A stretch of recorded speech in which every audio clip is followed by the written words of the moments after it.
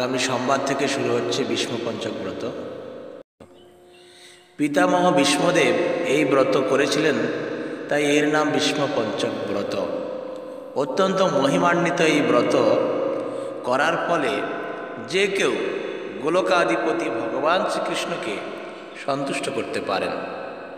পুরাণে উল্লেখ করা আছে যে বিশেষত যারা আজীবন নৈষ্ঠিক ব্রহ্মচর্য পালন করতে চান তারা এই ব্রত করে ভীষ্মদেব ও তাঁর আরাধ্যদেব শ্রীকৃষ্ণের করুণা ভিক্ষা করতে পারেন।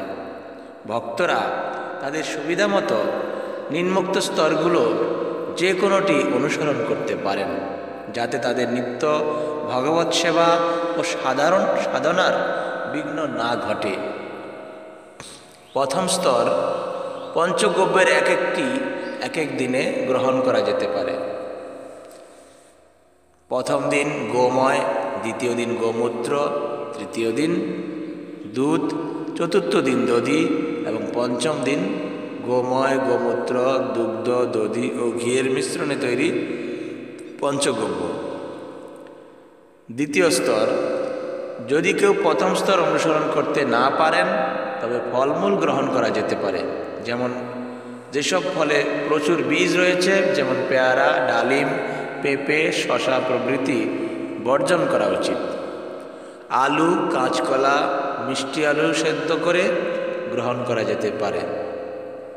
স্বাদের জন্য সন্দব লবণ ব্যবহার অনুমোদিত। কাজু, বাদাম, কিশমিশ ও খেজুর গ্রহণ করা যেতে পারে, তবে দুধ বা দুগ্ধজাত কোনো দ্রব্য গ্রহণ করা যাবে না। নারকেল ও নারকেলের জল গ্রহণ করা যাবে। তৃতীয় স্তর, যদি কেউ দ্বিতীয় স্তরও পালনে অসমর্থ হন তবে হবিষ্যান্ন গ্রহণ করতে পারেন।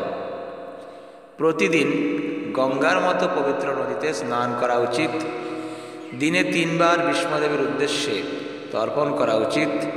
ভক্তরা ভগবানকে নিবেদন করতে পারেন প্রথম দিন শ্রীবিগ্রহের চরণে পদ্মফুল, দ্বিতীয় দিন শ্রীবিগ্রহের উরুতে বিল্লপত্র, তৃতীয় দিন শ্রীবিগ্রহের নাভিদেশে গন্ধদ্রব্য, চতুর্থ দিন শ্রীবিগ্রহের স্কন্দদেশে জবা ফুল, পঞ্চম দিন শ্রীবিগ্রহের মস্তকে মালতী ফুল।